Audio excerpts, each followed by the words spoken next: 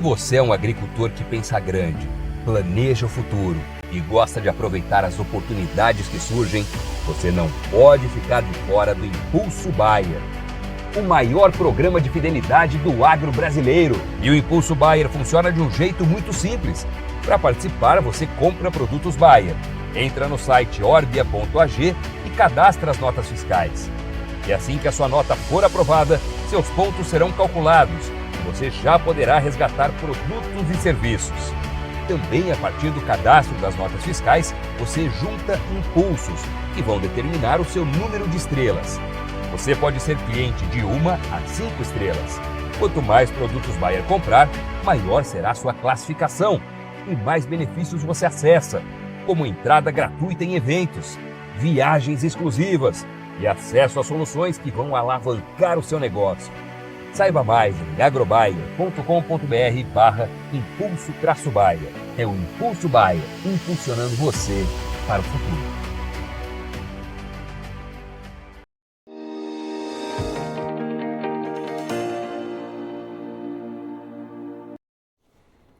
Olá, muito bom dia a você, conectado conosco aqui pelo Notícias Agrícolas, no ar mais um boletim para a gente analisar clima e tempo.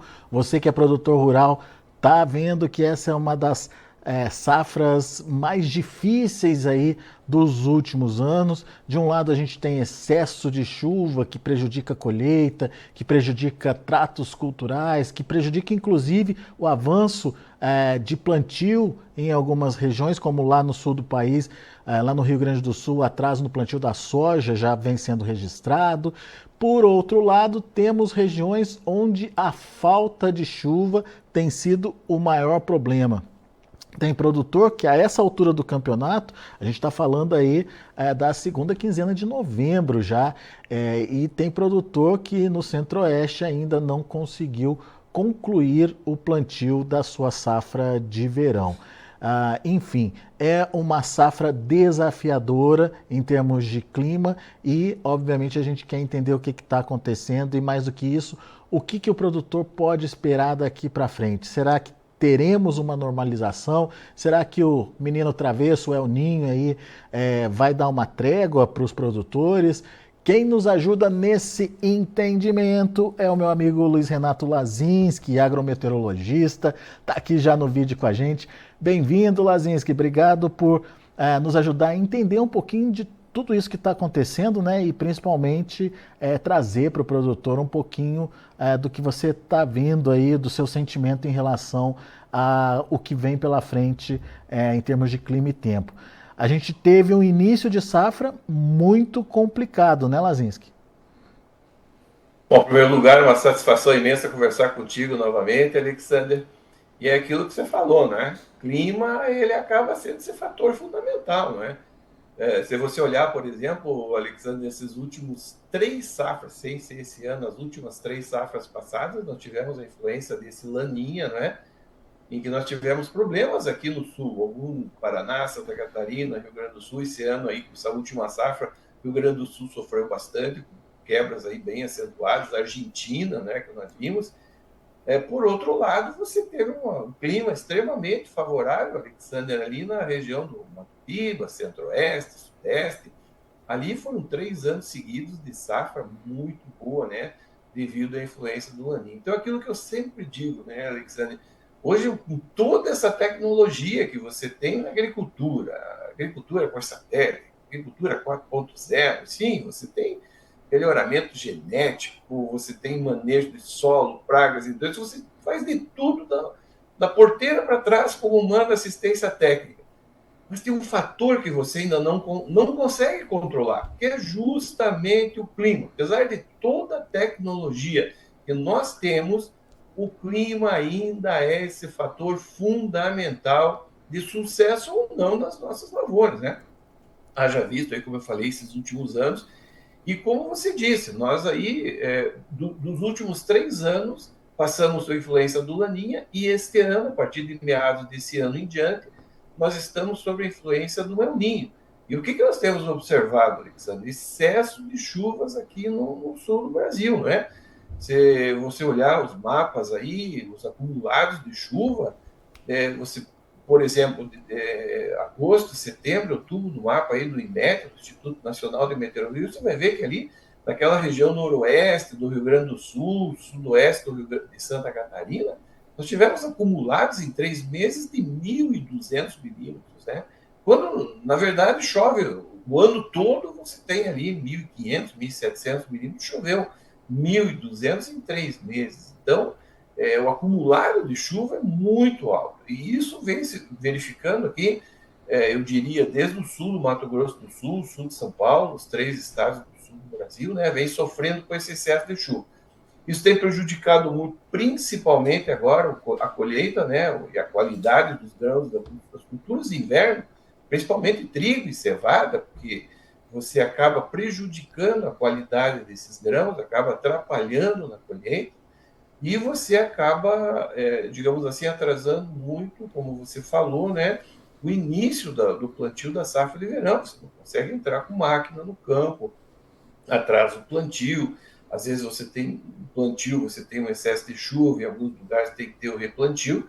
E, por outro lado, como você falou, nessas áreas mais centrais e norte do Brasil, as chuvas irregulares. Em algumas áreas até tem chovido razoavelmente bem, mas em outras não. Então, é aquelas chuvas bastante irregulares. Chove num canto, não chove no outro, tá certo? Um pega, outro não pega. Então, é a irregularidade. E tudo isso, como você também bem frisou, é influência desse fenômeno climático El Niño, né? Que aqui na região centro-sul, não só do Brasil, mas da América do Sul, ele provoca aí um excesso de chuvas, em outras áreas, chuvas muito irregulares e abaixo da média, né, Alexandre? E olhando esse mapa de acumulado que está na tela aqui, a gente percebe bem e tipicamente aí a atuação do El Niño, né? Chuvas em excesso no sul, falta de chuvas ali, principalmente no Mato Piba, né, Lazinski?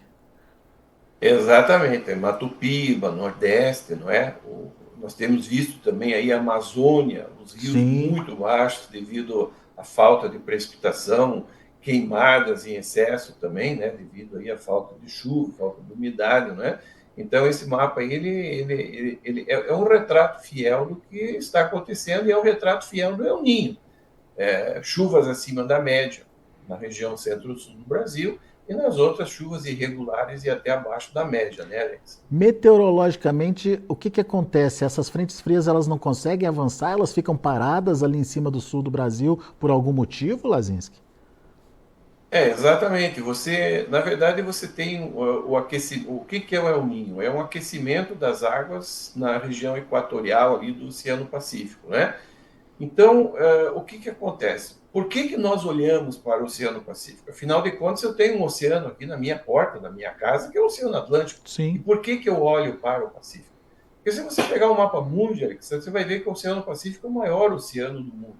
Então, qualquer alteração nas temperaturas superficiais das águas do Pacífico, principalmente próximas à linha do Equador, ele acaba alterando os ventos em altitude, né? 9 quilômetros, 12 quilômetros de altura, ele acaba alterando essas correntes de vento em altitude e isso provoca determinados bloqueios na atmosfera. Então, existe o que nós chamamos de correntes de jato, que são ventos muito fortes que ocorrem nesses níveis mais altos da atmosfera.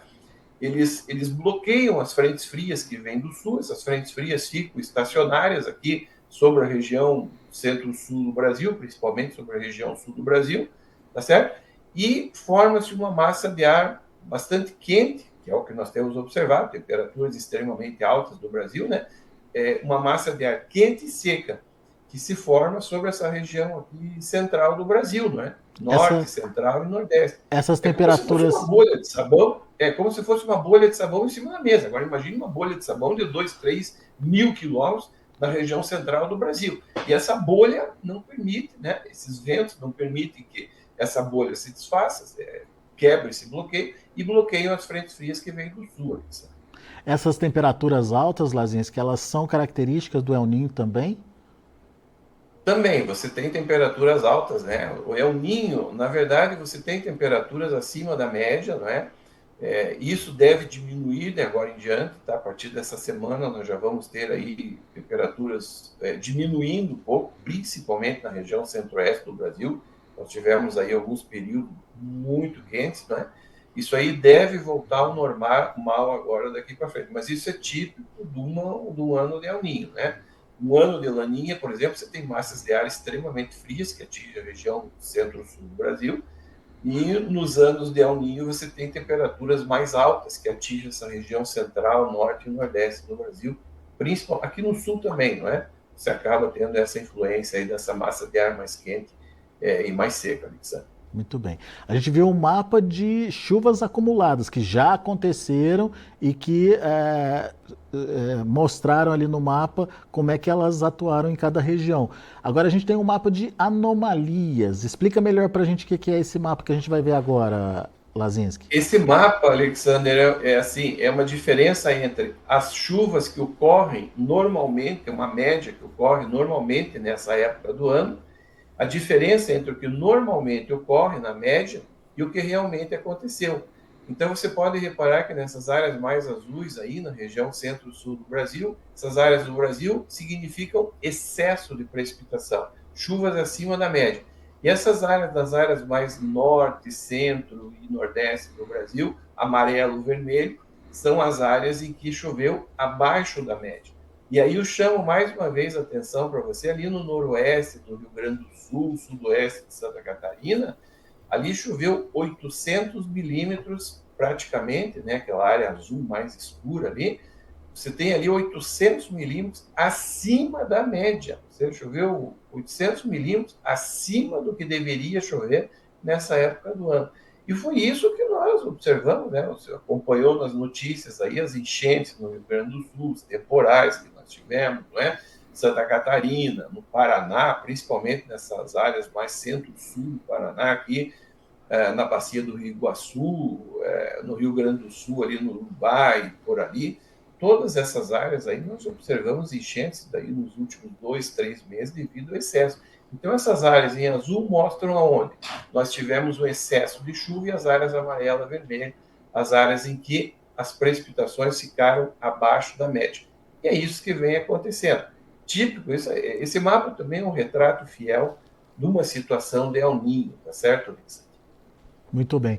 Agora, Lazinski, aí a gente está vendo agosto, setembro e outubro, são meses que já aconteceram também e as anomalias acabaram sendo confirmadas. Mas e agora? O que a gente pode esperar em termos de comportamento do clima aí? As chuvas se regularizam, elas vão continuar irregulares na faixa centro-norte do Brasil? E essa chuvarada no sul vai parar, não vai parar? O que a gente pode esperar aí para os próximos meses? Olha, Alexandre, a curto prazo, nos próximos 10 dias, nós vamos ter ainda muita chuva aqui no centro-sul do Brasil, tá? Principalmente no Paraná, Santa Catarina, norte do Rio Grande do Sul, Santa Catarina e Paraná. Nesses próximos 10 dias, nós vamos ter acumulados nessas áreas aí entre 100 e 200 milímetros em alguns pontos. Claro que não são todos, algumas áreas chovem um pouco menos, né? Mas a maior parte ali de Santa Catarina e também do Paraná, nós vamos ter ali acumulados entre 100 e 200 milímetros nesses próximos 10 dias, ou seja, ainda vai chover muito até o final desse mês, tá certo? A tendência, Alexander, é que a chuva diminua um pouco, não é que a chuva diminua, ela volte mais ou menos ao normal, agora ao longo de dezembro e janeiro, aqui no sul do Brasil, tá certo? Então, chuvas, vamos dizer assim, esse excesso de chuva, a partir aí de dezembro, ao longo de dezembro, janeiro, ele deve voltar ao normal aqui no sul do Brasil. Não é que não vai chover ou vai ter estiagem, não, ele vai voltar ao normal, só que para esse excesso. E a boa notícia é que melhora um pouco as condições de precipitação nessas áreas das regiões centro-oeste, sudeste e também do Mato Piba. O Mato Piba ainda continua com chuvas bastante irregulares, né? Abaixo da média, mas boa parte da região centro-oeste e sudeste, a partir agora de dezembro e janeiro, as condições de precipitação melhoram bastante, tá certo? Então, assim, não vai ser aquele ideal, mas pelo menos as chuvas vão ser um pouco melhor distribuídas, os volumes vão ser um pouco maiores, tá certo? Tá certo que isso já atrasou, como você falou, em algumas áreas, o plantio, mas pelo menos a boa notícia é que no sul, as precipitações vão ficar dentro da média e no centro-oeste, os volumes e essas chuvas aí, pelo menos até janeiro, dezembro e janeiro, as precipitações melhoram bastante, questão de volume melhora, questão de distribuição. Mato Piba também melhora, mas ali a situação é um pouco mais complicada, tá certo, Alexandre? Umas áreas chovem mais, outras áreas chovem menos, tá certo? A irregularidade ainda vai ser a marca ali no Mato Piba, então. A irregularidade vai ser assim, a marca durante essa safra vai ser assim a característica, né, no Mato Piba, irregularidade, a má distribuição de chuva. No Centro-Oeste também, só que os volumes são maiores e a distribuição um pouco melhor. Agora, no Sul, continua chovendo relativamente bem. E isso, claro, em função do El Niño, a gente vai conversar, acho que um pouco mais para frente, sobre a questão do El Niño, e esse El Niño ele vai continuar. Ele está influenciando, é um ninho de moderado a forte, não é? E ele vai continuar influenciando o nosso clima, em boa parte ao longo aí do segundo semestre desse ano, né? Então, toda a nossa safra de verão vai estar sob influência desse El Niño, e eu poderia dizer que praticamente quase toda a nossa safrinha também de milho deve ser influenciada pelo El Niño. Então, essas características aí não mudam muito, tá certo? Períodos aí que melhoram um pouco no Centro-Oeste, como eu falei, de 0 de janeiro, mas depois volta a chover muito aqui no Sul, volta essa chuva bastante irregular no Centro-Oeste. Ou seja, o que nós estamos observando não muda muito até o final da nossa safra de verão e também boa parte da nossa safrinha, tá certo, Alex? Ou seja, a segunda safra também tem alguns riscos. Dá para assumir isso, Lazinski? Exatamente. O milho, como você sabe, ele gosta de água. Então, essas áreas aqui, digamos assim, São Paulo, Mato Grosso do Sul, Paraná, deve ter um clima bastante favorável para a safrinha. Mas a partir do momento em que eu vou caminhando em direção mais ao norte, como Mato Grosso, norte de Goiás, centro-norte de Minas, Mato Piba, a safrinha de milho ali, ela pode não ter um clima tão favorável, tá certo, como nós tivemos nesses últimos anos. Como eu falei, não é que não vai chover, mas as chuvas vão ser muito irregulares. Qual vai ser a característica do clima na safrinha nessas áreas mais central e norte do Brasil? São os veranicos, tá certo? São esses bloqueios que ocorrem, fica chovendo muito aqui no Centro-Sul, Mato Grosso do Sul, São Paulo, Sul, né? E para o norte, centro-norte, você tem esses bloqueios que provocam esses veranicos. Às vezes, todo ano você tem veranico. Tem anos que duram 10 dias, 12 dias sem chuva. Tem anos que duram 15, 20 dias. Em anos de El Niño ele pode durar muito mais do que isso, tá certo?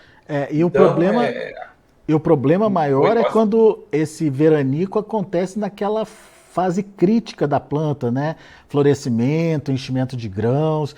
E como está tudo atrasado, a gente corre esse risco, né, Lazinski? Exatamente. Eu não consigo dizer para você hoje, por exemplo, que dia que vai começar esse veranico, que dia que ele termina, ou quanto tempo ele vai durar, 20 dias, 30 dias, 40 dias. Isso não tem como dizer agora.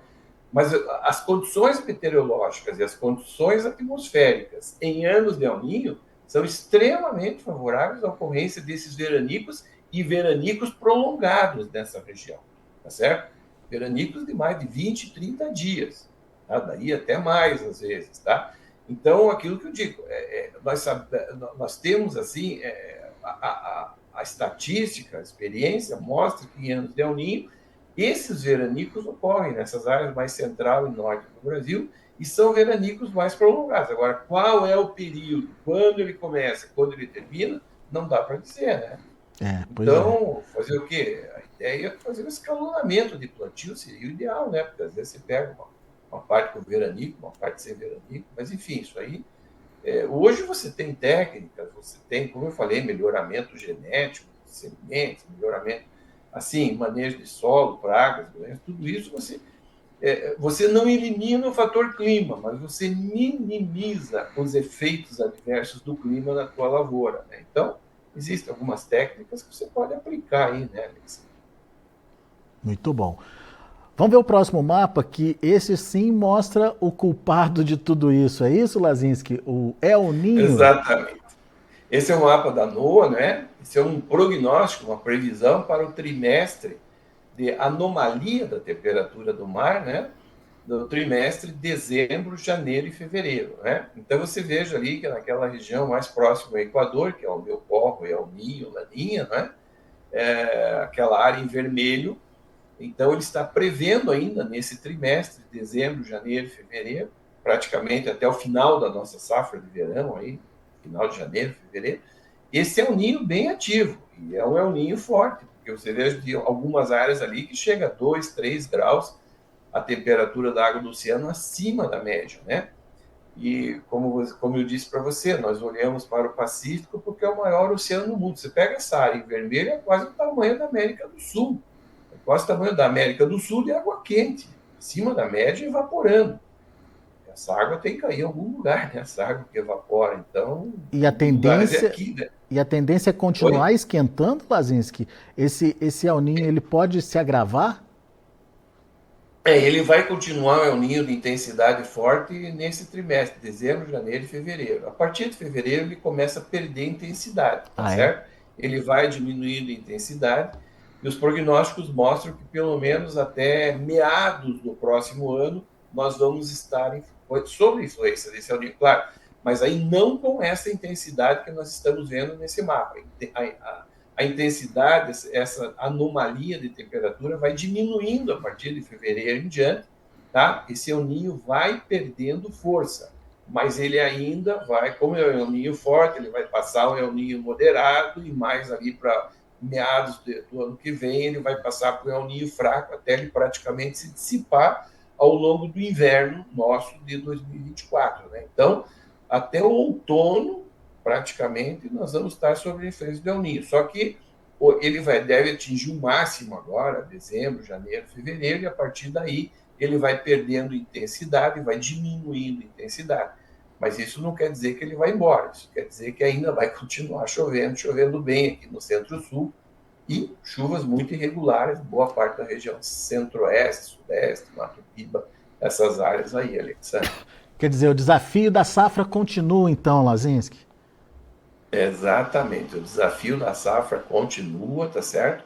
Aquilo que eu sempre digo, é melhor que você tenha um excesso de água do que a falta de água. Quando você tem falta de água, você não tem muito o que fazer, né? Agora, com excesso da água, você tem técnicas aí que você consegue, claro. É aquilo que eu falei, muita chuva agora está atrapalhando a colheita das culturas de inverno aqui no centro-sul, no trigo, cevada, e em outras áreas está atrasando o plantio, tanto devido ao excesso de chuva aqui no sul e algumas áreas com falta de chuva na região central e norte do país, né? Então, o clima não é digamos, um ano ele está bom num canto, no outro ano ele não está bom no outro canto, né? Então, a gente tem que conviver com isso. Aquilo que eu falei no início. O clima é o único fator que o agricultor não tem controle. E é o único fator que vai determinar o teu sucesso ou não na tua lavoura. Não tem jeito. Não tem como. Dá para fazer modificação? Dá, mas o custo-benefício desse negócio é muito alto, né? Então não tem como mexer. Então aqui no sul você pode ter problema aí com excesso de doença, um clima mais úmido, tá certo? Para fazer, vamos dizer, tratamentos, é mais complicado você entrar na lavoura, um solo encharcado. E no centro-oeste, às vezes, você pode pegar, como eu falei, os veranicos mais acentuados aí, e às vezes alguma fase mais crítica que você tem na lavoura. Mas antes que você tenha, né, excesso de água, não quer falta. Falta de água não tem o que fazer. Com excesso, eu não consigo contornar a situação. Tá certo? Boa. Muito bom. Então, resumindo, até o final desse mês, a gente ainda tem muita chuva sendo prevista ali para o sul do Brasil, especialmente ali para o Rio Grande do Sul. A partir daí, não é que não vai chover, mas daí as chuvas começam a se organizar melhor. Essa condição favorece também o centro-oeste, o sudeste do Brasil, mas a irregularidade deve permanecer ali para o Mato Piba e para a região nordeste ali como um todo. Então, temos ainda 2 meses desafiadores pela frente, mas com uma cara melhor então, Lazinski. Exatamente. As chuvas aqui, pelo que os prognósticos indicam, nós vamos ter ainda muita chuva no sul, mas as chuvas é o que é normal. O trimestre de dezembro, janeiro, fevereiro é o trimestre mais chuvoso aqui no sul, mas volta praticamente normal. Não se espera que tenha chuvas, como nós tivemos aí Nós mostramos no início 1.200 milímetros em 3 meses, é demais, né? Então vai continuar chovendo bem aqui no sul do Brasil, até um pouco acima da média, mas volta mais ou menos ao normal.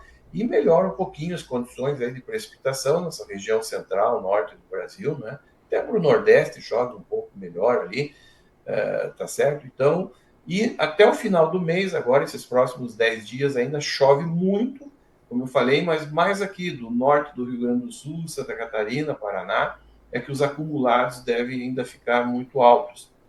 E a partir ao longo de dezembro, janeiro, né, aí já a situação já melhora bastante. Aqui no sul chove, mas sem esse, não vou dizer que não vai chover em excesso, até chove um pouco acima da média, mas não nesses volumes aí que nós observamos aí nesses últimos 3 meses, tá certo, Alex? Muito bom. Luiz Renato Lazinski, meu amigo, muito obrigado mais uma vez por estar aqui com a gente, ajudar a gente a entender um pouquinho essa dinâmica de clima e tempo e como isso tem influenciado ou pode influenciar no desenvolvimento da safra 23-24. Volte sempre, Lazinski, é sempre bom te ouvir. Obrigado, Alexandre, uma satisfação imensa falar contigo. Quando precisar, a gente está à disposição aí. Um grande abraço, tá certo? Gostaria de vir aqui e dizer, olha, o clima é bom em todo o Brasil, mas um país desse tamanho, às vezes, não tem como, né, Alexandre? Pois é. Lado não é tão bom do outro. A gente fica louco para contar aí que a safra é recorde, que está todo mundo feliz, mas infelizmente não é para todo mundo não. Mas vamos acompanhar de perto essa safra, que está bem interessante aí de acompanhar, e principalmente por conta desses riscos aí que alguns produtores vão ter que assumir. Obrigado, Lazinski, abraço. Um grande abraço, Alexandre. Até mais. Tá aí Luiz Renato Lazinski, agrometeorologista, contando um pouquinho do que esperar em relação ao clima nos próximos meses. Situação melhorando um pouco a partir de dezembro e janeiro, com condições um pouco mais favoráveis, mas o Lazinski não descarta os tais veranicos. Outro problema que vai deixar a produtora aí de cabelo em pé, principalmente se acontecer em momentos críticos da lavoura, né? Enchimento de grão, floração, enfim. Isso também precisa ficar aí no radar dos produtores rurais. De uma forma geral, as chuvas não é que diminuem, mas voltam ao padrão normal lá para o sul do Brasil também a partir de agora de dezembro. A tendência é de que a gente tenha uma normalização do clima, com alguma irregularidade ainda, principalmente ali para a região nordeste do país, onde está o Mato Piba também. Bom, essas são as informações de clima e de tempo. Eu agradeço muito a sua audiência. Notícias Agrícolas, informação agro-relevante e conectada.